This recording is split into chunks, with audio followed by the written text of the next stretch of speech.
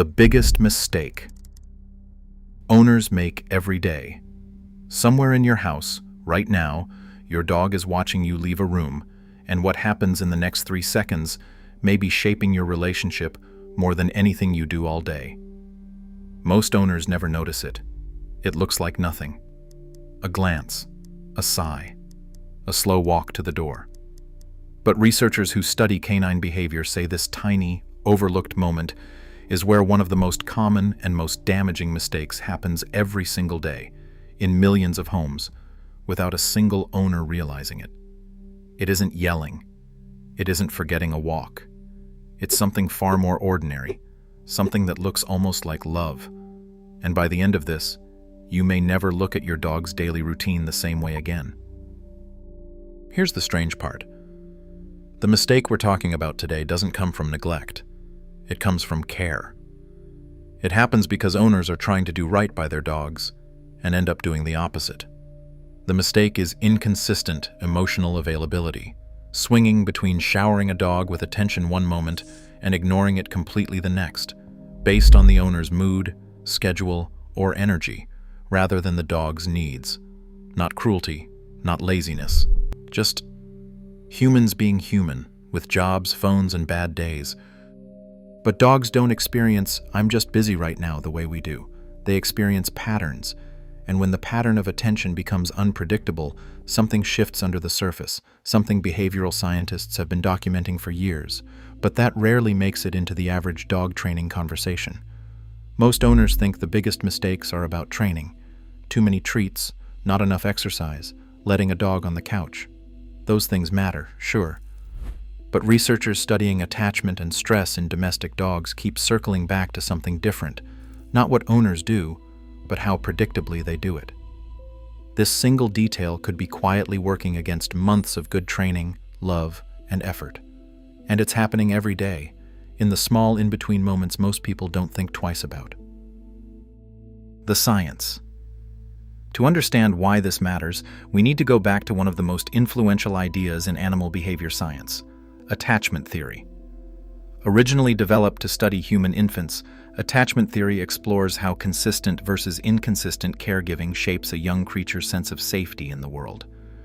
In the 1970s, researchers began asking a bold question. Could dogs form the same kind of attachment bonds to their owners that human children form to parents? The answer, again and again, has turned out to be yes. Dogs show what's called a secure base effect. When their owner is present, dogs explore more confidently, take more risks, and recover from stress faster. Remove the owner, or make their presence unpredictable, and that confidence noticeably drops. Here's where it gets interesting. Studies on stress physiology in dogs have measured cortisol, a hormone released during stress, in dogs living in homes with unpredictable routines versus homes with consistent ones.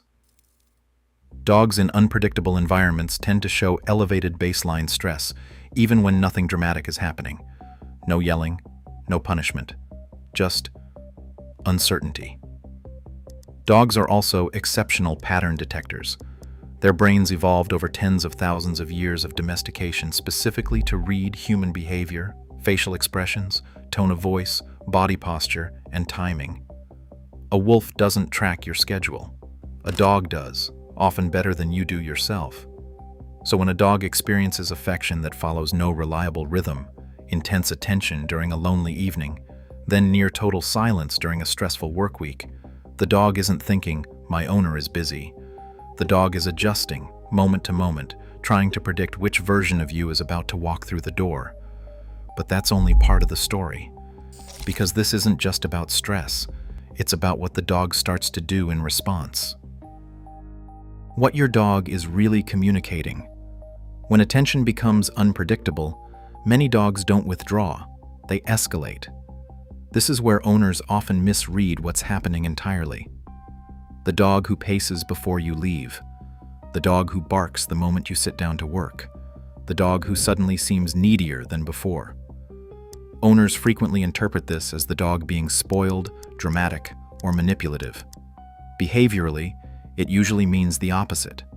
The dog is trying to re-establish a predictable connection because the pattern has become unreliable. Think of it from the dog's perspective. Dogs don't have language to ask, "Are you emotionally present right now?" or just physically in the room. What they have is behavior. Leaning against your leg, following you room to room, whining at the door. These aren't random quirks. They're attempts at re-establishing a signal that used to be reliable and no longer is. Context changes the meaning too. A dog pawing at you during a calm evening might simply be asking to play. The same paw, repeated insistently after days of a chaotic schedule, often reflects something closer to reassurance seeking. Same behavior, very different message. This is why understanding a dog's pattern over time matters more than judging any single moment in isolation. We'll come back to why this distinction changes how you should respond. But first, it's worth clearing up what this isn't, because a lot of popular explanations get it wrong. Common myths. Myth: my dog is being clingy because he's spoiled. Evidence doesn't support the idea that affection creates entitlement in dogs the way it's sometimes assumed to in pop psychology. Increased attention seeking is more consistently linked to unpredictability than to amount of affection. A dog who gets consistent attention, even if it's modest, tends to show fewer anxious attachment behaviors than a dog who gets lavish but erratic attention. Myth: dogs live in the moment, so they don't notice inconsistency. This one is popular, but it doesn't match the research. Dogs form associative memories extremely well, and studies on canine cognition show they track routines, timing, and behavioral patterns with impressive accuracy. And some dogs can anticipate a household schedule down to the hour based on subtle cues like light changes or the sound of keys. Myth: it's about dominance. The dog is trying to control the household. Modern behavioral science has largely moved away from dominance-based explanations for everyday pet behavior. That framework was built on flawed studies of captive, unrelated wolves and doesn't map well onto domestic dog-human relationships. Most attention-seeking and anxiety-related behaviors are better explained through attachment and stress research than through a struggle for control.